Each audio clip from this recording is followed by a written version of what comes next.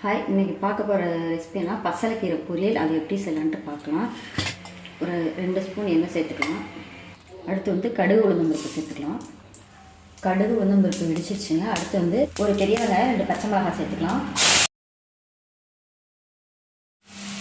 இது கூட தேவையான அளவு உப்பு சேர்த்துக்கலாம். அடுத்து வந்து ஒரு கட்டை கீரை வந்து நல்லா க்ளீன் பண்ணி நல்லா பொடியாக கட் பண்ணி வச்சுருக்கேன். இப்போ இது கூட சேர்த்து வதக்கிடலாம்.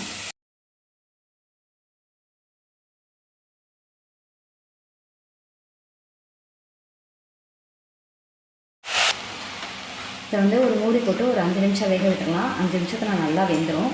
சிம்மில் வச்சுக்கோங்க. தண்ணியெல்லாம் எதுவும் சேர்க்க வேணாம்.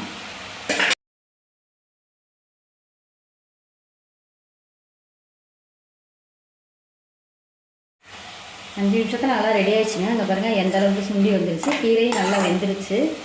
இப்போ இந்த ஸ்டேஜில் வந்து தேங்காய் துருவல் சேர்த்துக்கலாம்.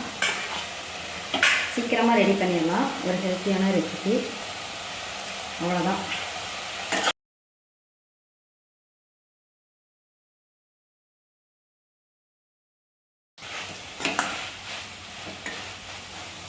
அவ்வளோதாங்க, பசலைக்கீரை பொரியல் ரெடி ஆகிடுச்சு. நீங்களும் உங்கள் வீட்டில் ட்ரை பண்ணி பாருங்கள். இந்த வீடியோ பிடிச்சிச்சுன்னா சேனலை சப்ஸ்கிரைப் பண்ணுங்கள். நன்றி.